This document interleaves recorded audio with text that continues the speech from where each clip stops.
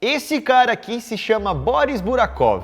E em 1990 ele ficou cara a cara com isso aqui. Um dos objetos mais perigosos do mundo. Essa grande massa é uma das substâncias mais tóxicas e mortais já criadas na história. Então se prepare aí porque hoje iremos ver junto com vocês o que aconteceu com um homem que ficou cara a cara com um pé de elefante. Essa substância tóxica aí, que está lá dentro do reator 4 de Chernobyl. Mas antes, se inscreva no canal se não é inscrito e, como de costume, vai deixando logo o seu joinha. Yeah! E ó galera, pra você aí que tá achando que esse vídeo é um vídeo repetido, não é não, viu? Porque hoje a gente vai mostrar pra vocês muitas coisas inéditas, história, fotos e vídeos. Então agora vamos conhecer um pouco mais sobre tudo isso. Antes de tudo, você tem que saber que o objeto está lá em Chernobyl, na usina onde aconteceu um acidente nuclear de proporções catastróficas. O acidente aconteceu entre os dias 25 e 26 de abril de 1986, no quarto reator da usina nuclear de Chernobyl, perto da cidade de Pripyat, na antiga União Soviética.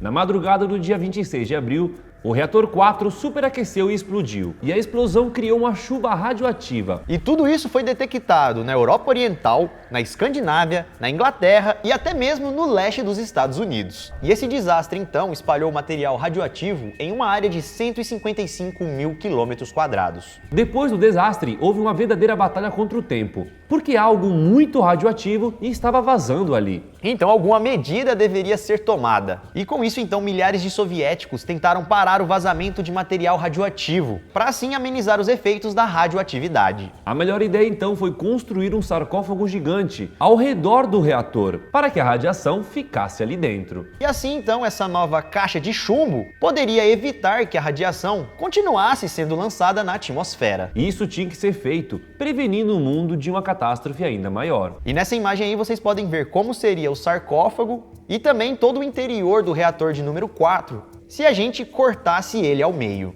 Um monte de coisa ali, né, velho? Soterrada, uma em cima da outra. A construção do sarcófago começou no dia 20 de maio de 1986, poucos dias depois do acidente. E essa construção durou 206 dias, ficando pronto em novembro do mesmo ano. Alguns anos se passaram e em 1996, algumas pessoas resolveram explorar a antiga usina nuclear. E lá dentro, então, nesse ano, eles acabaram fotografando isso aqui. Essa coisa estranha que acabou recebendo um apelido carinhoso de pé de elefante. Durante o acidente, a explosão acabou criando uma espécie de lava incandescente, uma grande massa de córium junto com restos de metais, que depois foi apelidada de pé de elefante. Pé de elefante, na verdade, foi um apelido carinhoso que ele recebeu, pois outras pessoas preferiam chamar essa parada aí de medusa nuclear. Porque só de olhar para isso, galera, né, dependendo da distância, já poderia ser fatal. Então medusa pelo perigo e pé de elefante por conta da aparência ali, né, parecendo uma pata gigantesca.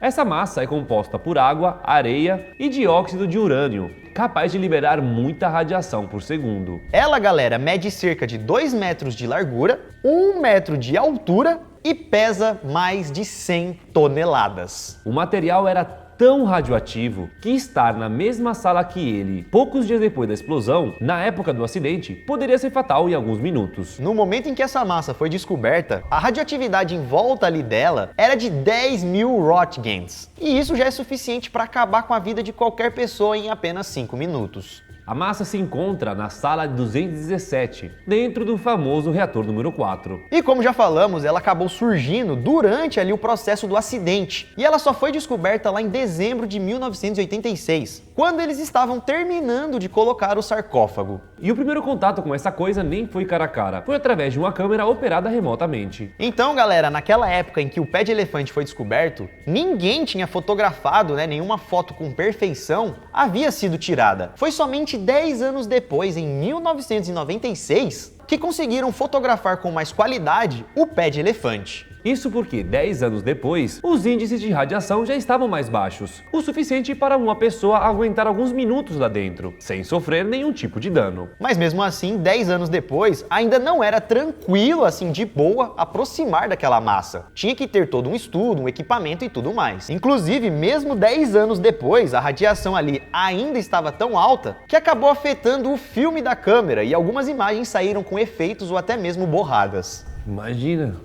A força. Distorceu a foto. Na hora que tirou, ele vai pegar aqui não.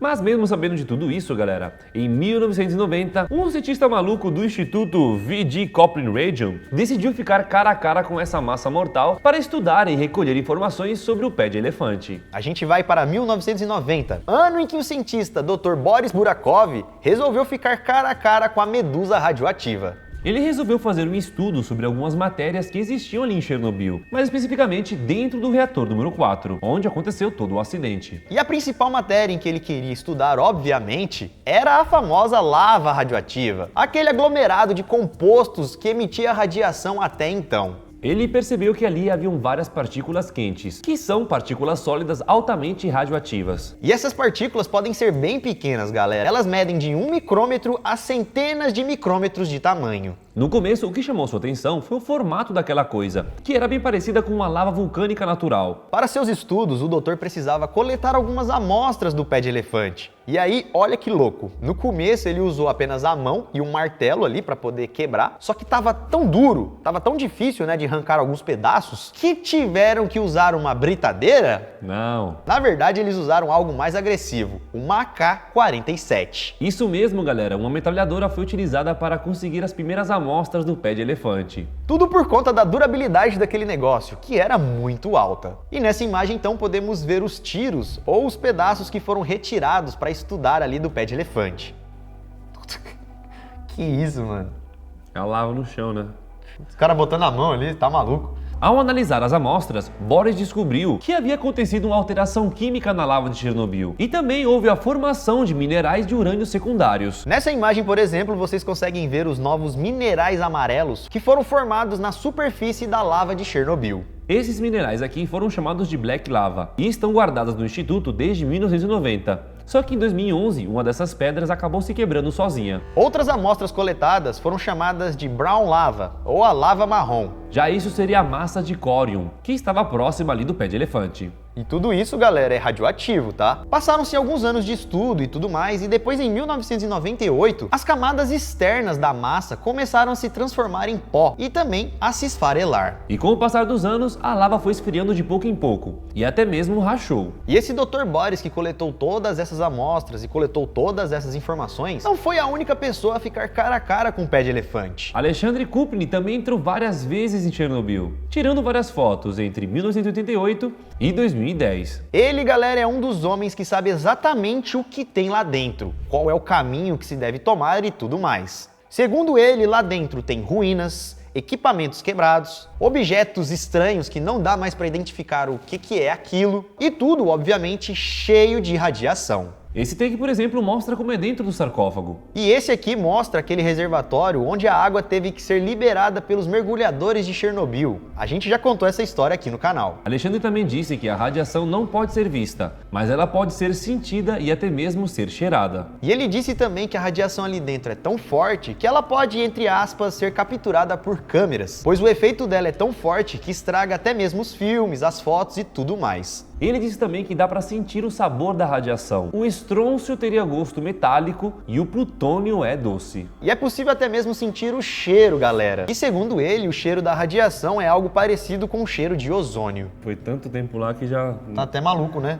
Ele diz que uma vez que você sente esse cheiro, você tem que sair correndo dali, pois isso significa que tem mais de 1000 Roentgens por hora de radiação. Se liga nessas imagens então, galera. Dá pra ver ali barras de combustíveis, o córium derretido e também outros materiais extremamente radioativos. Tudo isso misturado ali junto no edifício, né, com as construções, com o reator de número 4. Essa estrutura verde à esquerda é a cobertura do reator e pesa 2000 toneladas. A cobertura do reator foi apelidada de Helena e no período da explosão, né, do acidente, ela foi arremessada e caiu ali do lado. Olha, por exemplo, o tamanho dessa sala subterrânea. Que loucura, né? O cara tá pequenininho ali dentro, parece um limbo, né? O Nether do Minecraft. Outra foto bem interessante retirada por ele são essas estalactites aí, que na verdade são combustíveis nucleares, que acabou ficando com esse formato estranho debaixo do reator. Olha. Escorreu e congelou, né? Parou. Pedra. E por último, chegamos em uma das fotos mais famosas de Chernobyl, tirada ali dentro do reator, que mostra o famoso pé de elefante. Em 86, ele emitia 14.000 Roentgens por hora. E mesmo se passando anos depois do acidente e a radioatividade do pé de elefante ter diminuído significativamente, ele ainda é perigoso e radioativo. E segundo Alexandre, o interior ali do reator, o coração, digamos assim, a medusa nuclear, ainda vai ser perigosa por muito tempo. E atualmente existem várias proteções ao redor do reator número 4. O reator destruído está coberto por um sarcófago, que acabou sendo destruído pelo tempo e que foi também coberto por um outro sarcófago. Isso porque o antigo sarcófago, o primeiro que foi colocado, já chegou no fim da sua expectativa de vida. E aí, então, outro, um pouco maior, foi colocado sobre ele. E atualmente, mais de 3.000 pessoas continuam trabalhando lá em Chernobyl para monitorar e controlar o combustível nuclear que há ali dentro. A radiação, então, ao redor de Chernobyl, atualmente está sendo contida, mas mesmo depois de 40 anos, ela ainda não se dissipou completamente. E quanto mais você entra em Chernobyl, maior a taxa de radiação. Então lá dentro, no núcleo do reator número 4, a radiação continua extremamente alta. E você, o que acha que vai acontecer com o pé de elefante? Ele vai ficar ali até se desintegrar por completo? A gente vai ter que, sei lá, enterrar esse negócio? Não pode, não. Não pode, né? Alguns estimam que vamos ter que esperar milhares de anos. Mas e você, o que acha? Deixe nos comentários, deixe o seu like se não deixou no começo do vídeo e se tiver mais um tempinho, assista outro vídeo aqui do canal. Se inscreva no canal se ainda não é inscrito e ficamos por aqui, galera. Isso tudo, pessoal. Valeu! Esse cara aqui se chama Boris Burakov. E em 1990 ele ficou cara a cara com isso aqui. Um dos objetos mais perigosos do mundo. Essa grande massa é uma das substâncias mais tóxicas e mortais já criadas na história. E lá dentro, então, nesse ano, eles acabaram fotografando isso aqui. Essa coisa estranha que acabou recebendo um apelido carinhoso de pé de elefante. Durante o acidente, a explosão acabou criando uma espécie de lava incandescente, uma grande massa de córium junto com restos de metais, que depois foi apelidada de pé de elefante. Pé de elefante, na verdade, foi um apelido carinhoso que ele recebeu, pois outras pessoas preferiam chamar essa parada aí de medusa nuclear. Porque só de olhar para isso, galera, dependendo da distância, já poderia ser fatal. Então medusa pelo perigo e pé de elefante por conta da aparência ali, parecendo uma pata gigantesca.